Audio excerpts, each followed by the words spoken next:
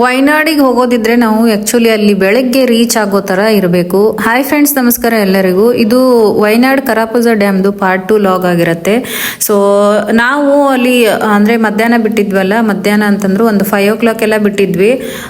ಅಲ್ಲಿ ರೀಚ್ ಆಗೋ ಹೊತ್ತಿಗೆ ನಮಗೆ ಟ್ರಾಫಿಕಲ್ಲಿ ಲೇಟ್ ಆಗೋಯ್ತು, ತುಂಬ 9 ಗಂಟೆನೇ ಆಯಿತು. ಇದು Sultan Bethri bus stop.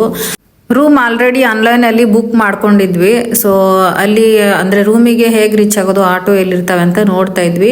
So finally ನಾವು ಬಂದ್ವಿ ನಮ್ಮ ರೂಮಿಗೆ. ಇದು ಬ್ಲೂ ಸ್ಕೈ ಅಪಾರ್ಟ್ಮೆಂಟ್ ಅಂತ ಹೇಳಿ ತುಂಬ ಚೆನ್ನಾಗಿತ್ತು. ರೆಸಾರ್ಟ್ಗಳು ಇರ್ತವೆ ಅಲ್ಲೆಲ್ಲೇ ಹತ್ತತ್ರ. ನಾವು ಹೆಂಗೆ ತೊಗೋತೀವೋ ಹಾಗೆ ರೀಸನೇಬಲ್ ರೇಟಿಗೆ ಇರ್ತವೆ, ಚೆನ್ನಾಗಿರ್ತವೆ. ನಾವು 1 ವರ್ಷದ ಹಿಂದೆ ಹೋಗಿದ್ವಲ್ಲ, ಸೊ ಅವಾಗ ಅವರು ಇದಕ್ಕೆ 2000 ಏನೋ ತೊಗೊಂಡಿದ್ರು 1 ಡೇದು. ಚೆನ್ನಾಗಿತ್ತು ರೂಮ್ ಎಲ್ಲ, ಫೆಸಿಲಿಟಿಯನ್ನು ಕೂಡ ತುಂಬ ಚೆನ್ನಾಗಿತ್ತು. ನಮ್ಮದು ಒಂದೇ ದಿನ ಪ್ಲ್ಯಾನ್ ಇರೋದ್ರಿಂದ ಸೊ ನಾವು ಅಷ್ಟೇ ಒಂದಿನದ ಪ್ಲ್ಯಾನ್ ಸಲುವಾಗಿನ ಅಷ್ಟೇ ಹೋಗಿದ್ದು. ಯಾಕಂತಂದರೆ ನಾವಿರೋ ಕಡೆಯಿಂದ ಇದು ಕ್ಯಾಲಿಕಟ್ಟಿಂದ ಹತ್ತಿರ ಆಗುತ್ತೆ.